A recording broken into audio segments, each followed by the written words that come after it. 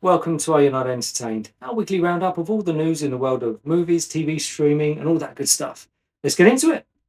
It seems like this week was National Release Your Movie Trailer Online week because we got loads of trailers dropped this week. We picked out a few to have a look at that just caught our eye, but there were so many to go over. Off the top, I'd say the one that caught my eye, well, one of a couple that caught my eye, but the first one, Thunderbolts, Marvel's Thunderbolts. Second movie that's coming out, we've got the Captain America 4 coming out. This is the next one after that, Thunderbolts. Looked really good. I wasn't that impressed. The characters are all just a collection of all the side characters, B characters from all the other movies that have been chucked in together into the Thunderbolts, maybe a Dark Avengers, if you like, but they really look good. I'm sold already just on the teaser. Looks really good. What do you think? It's a must-see for me, that one.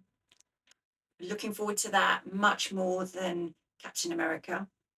Captain America for me will always be Steve Rogers. I can't cope with the fact that the mantle and the baton's been handed over to Sam Wilson. Yeah.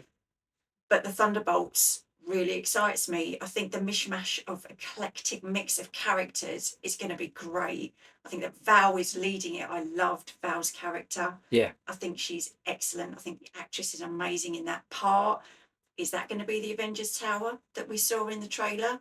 I think so. Yeah, looks like it.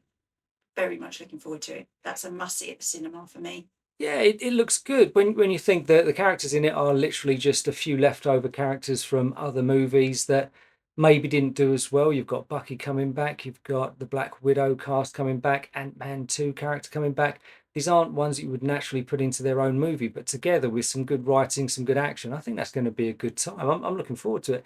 You think we might get into it a bit later on, Agatha all along that we've been impressed with so far. You've got Thunderbolts, you have got Cap 4, whether or not you like that Captain America or not, the movie looks all right to me. Do you think Marvel are back on track? Do you think we're getting back to the Marvel Prime, or do you think this is just so?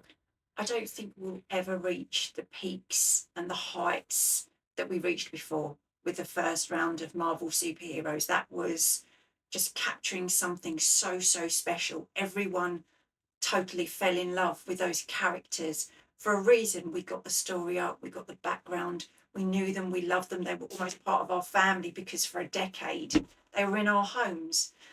And I don't know if we can ever capture that magnitude again. No, they did capture magic and lightning in a bottle. They did. As much as it's going to be entertaining and it's going to be fun and it's going to be a great time to see certain characters up on the big screen again, I don't think we'll ever get what we had before. No, it's not going to be the same. But Thunderbolts trailer dropped. If a trailer's identity is to really take your excitement for a movie, whether it's high, whether it's low, and increase that, yeah, for me, that it done its job.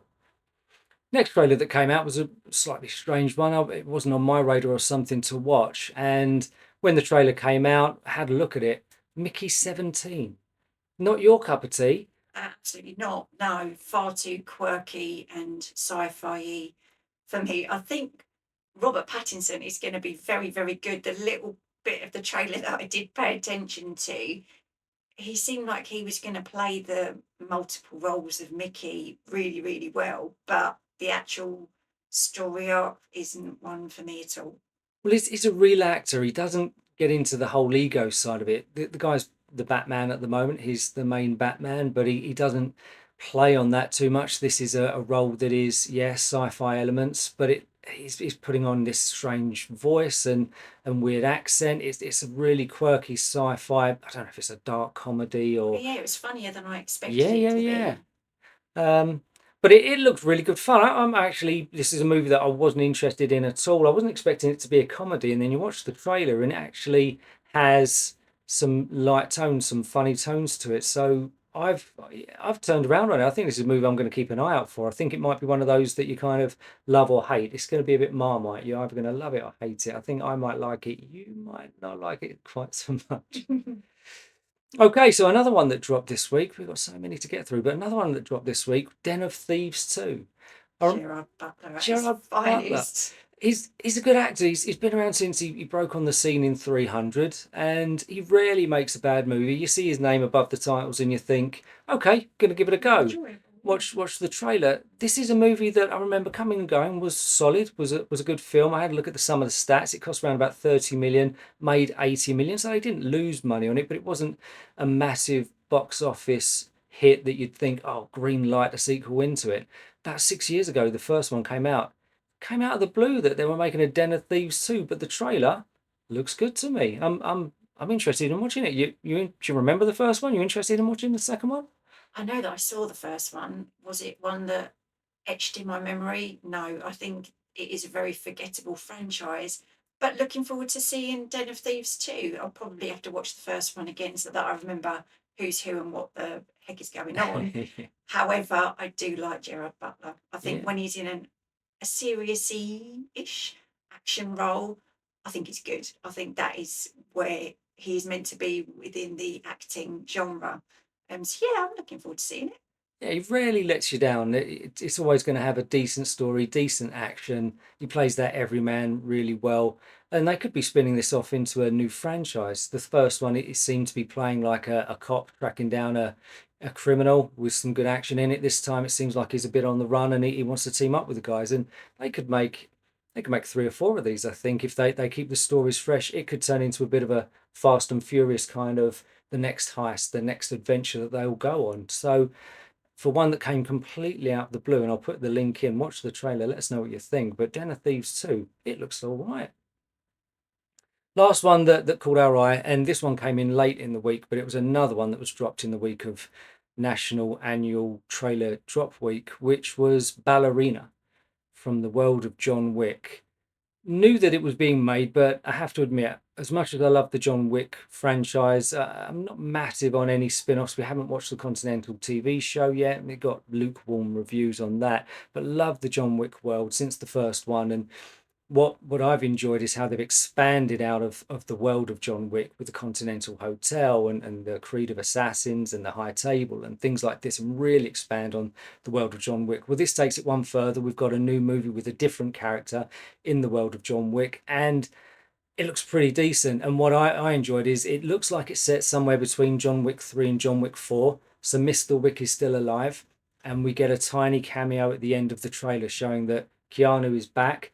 Might only be in the movie for a minute, 2 minutes, but it shows that Keanu's back as John Wick in Ballerina. I'm really looking forward to this one. It's full of action, very much in the world of the John Wick franchise, so it's going to be a good time. What do you think? This trailer was fantastic. The way it was put together, the little bit of anticipation that you've got for what the whole storyline is going to bring you, I think they nailed it. I'm very, very much looking forward to it. I don't, like you, I don't think we're going to get very much of John Wick himself. I think it's going to be a bit of a Carrie-Anne Moss-esque type cameo where he might be in the first one just to set the scene and to get you invested in the whole story. But I think Anna Daramis, sorry if I butchered that name, Close enough. thank you. Um, I think she's going to absolutely nail it. Not one of my favourite actresses. I thought she stole the last James Bond in the little 5 minute sequence that she was in. So I think her niche is action movies. Give her more of those. She's fantastic. She looks like she can hold a weapon, a bit like Halle Berry in the John Wick that Yeah, she was in, yeah. was excellent and actually stole quite a bit of it. I think, she's going to do phenomenally well in this part. Well, it looks like a character that is almost an expansion, like you said, of her role in No Time to Die. She crops up in that movie for 5 minutes, and you think we just want her more in this film. She almost stole the movie. Black Widow was a Marvel movie that came out, didn't quite live up to the hype. Now this looks like it could be a bit of a crossover between the two, not in world terms, but an action movie where you've got a female lead that is, she can kick ass, and it looks really good. Good time. I'm looking forward to that one to expand the John Wick world as well. So this will be our fifth John Wick world movie, and again, if it succeeds and if it does well, we could end up with a bunch more. So yeah, looking forward to that one. That's one on the list of movies to. We're going to the cinema to see that one. We're going Would to. love to. Would Yeah, love to. Yeah, okay. very much like to see that on the big screen. You got it. Next, we're going to give you a review of Penguin. Now we've seen episode 1. The other episodes haven't dropped yet, so this one was a longer. I'm assuming longer than most episodes. It was almost like a mini movie. It was close to an hour for that first episode. In the world of the Batman, no viewing of the Batman. He doesn't show up in this series at all, from what we're led to believe. But it's Colin Farrell as the character of Penguin that showed up in the movie. Watched the first episode. Now I have to admit, I didn't know what to think of the show going in. I thought it was going to be pretty good. It looked like they'd invested a lot of time and effort and money into the thing. I was really surprised at how much I liked this. I'm going to go out on a limb. Episode one, if it keeps up this level, I'm going to like this more than the actual movie, The Batman. I was really invested. Colin Farrell disappears into the Penguin. Yes, the makeup is heavy and you can't see him, but his acting and the way he lives in that character is just incredible. He completely disappears. You just see Oz, Oz Cobbs, and I don't see Colin Farrell at all. It's going to be in its own right a really good show. I'd recommend it to anyone that can see it. I don't know how many episodes we've actually got, so it could be a mini series, a 6 or 8 episode show. But I'm hooked already. I'm going to see this one all the way through. What do you think? I can't emphasize enough how good this show was. If you like watching a gangster-esque type show, this is for you. He was incredible as the Penguin. The whole casting was phenomenal. The young, spoiler for anyone who hasn't seen it, he becomes not friends, I wouldn't say, more of he was hoodwinked into helping him a little bit. Penguin joke. He takes him under his wing. Yeah. That was terrible. That joke. Dad joke at its finest. Thank you. So he takes a young guy under his wing. Thank you. And he has a stutter. And just the way the actor acts the stutter and the relationship and how it builds and how you see how scared he is and frightened and yet looks up to him. It's just incredible to watch it unfold in the hour show that we've had. I cannot wait to see the next one. Colin Farrell was phenomenal, absolutely phenomenal. I think because he's an actor that he is really distinctive by his eyes. And he acts a lot with his eyes. You can see that it's Colin Farrell way in there, but how they've done the makeup of him and the costume of him and how he walks with that limp and almost like a little waddle, he was incredible. If he doesn't win awards for this in the next TV award season, then it's a travesty. I appreciate that it's a movie about the I guess a mafia of some sort, similar to The Sopranos. Have got some things that are being linked to it, but I appreciate it's that lower level. Not everybody is Marlon Brando's Don Godfather. This is a lower level, more like Donnie Brasco or something like that, where you've got a lower level mafia enforcer or family member that has seen an opportunity to rise through the ranks. With him, like you say, the young guy that he does take under his wing, you can see how Colin Farrell's actor or Oz Cobb looks at this kid and thinks, he himself has a disability or an illness that is causing him to physically have trouble. This young kid has the same, and he sees a bit of himself in this young lad coming through. So it's well written but very well acted. Yeah, I'm again, I'll say it again, I'm hooked. I'm seeing this one all the way through, and so far I prefer it to the Batman. I think 100%. I could watch this and they could make its own movie and forget Robert Pattinson, who was very good in the role. But I could watch this in a show, a movie, and I don't think Colin Farrell's too keen to jump straight back into it with all that prosthetics. That must have taken And getting into the headspace of this very dark character, but very good show. Our recommendations, it's got all the Penguin flipper thumbs up. Lastly, for the show, we've got another show that we've watched, a brief review of that, and we're up to episode 3 already. We've not done an individual breakdown, but I guess we're close to coming up to halfway through this show, Agatha All Along. Marvel's Agatha All Along, so it does feed into the wider MCU. It's a show that leads into WandaVision that came out a couple of years ago. So 3 episodes in, I like it. I wouldn't say it's one of the best for me, but I'm very impressed with how it's going now. It's one of the better Marvel TV shows. 3 episodes in, we're now seeing a bit of how the formula is going to play out. They're on the Witch's Road. They seem to be going through some trials, and the third episode had a bit of a panic room feel to it. So I guess that's what we're going to get. A few episodes now of the guys trying to get through the trials to get certain powers back. I mean, we're not going to go through any spoilers necessarily, but the show is good. I'm enjoying it. I'm liking the characters in that. Everyone's got their own personalities and bringing different flavors to it. There's a bit of mystery about it. What do you think? You enjoying it? I really, really am. I think Disney were wise to drop the first 2 episodes in one go. I think that was to get people interested. I Yeah. think if they'd done it one at a time, I don't think it would have hooked me as much as the first 2 back to back really, really did. You want to build up that momentum, and the first 2 episodes were very good. It kind of laid the foundation, what these characters are like, what their personalities are, and they're very good. They've been very good with this show in helping you understand who all these witches are.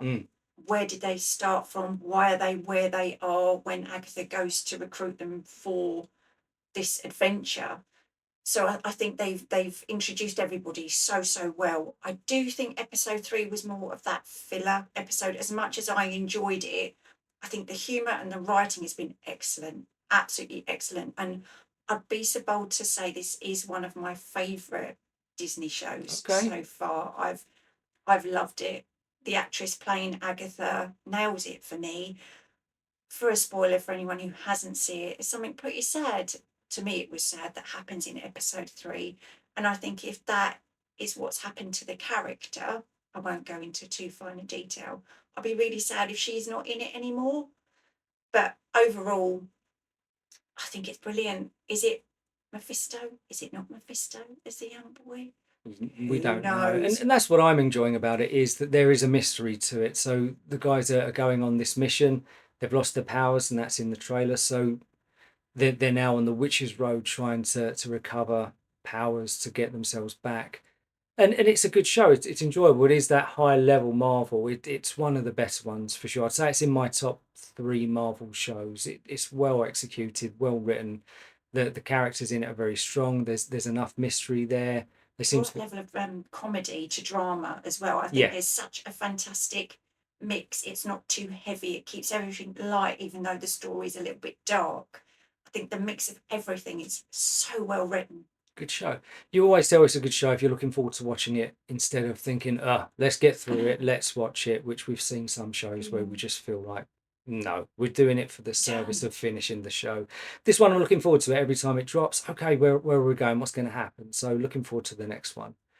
Well, that's it for our show this week. I hope you enjoyed it. We'll put some of the links of the trailers that we've talked about below. Have a look at them. Tell us what you think. I'd be interested to see if we've got any feelings the same as us, or if anything different. But we'll see you on the next show.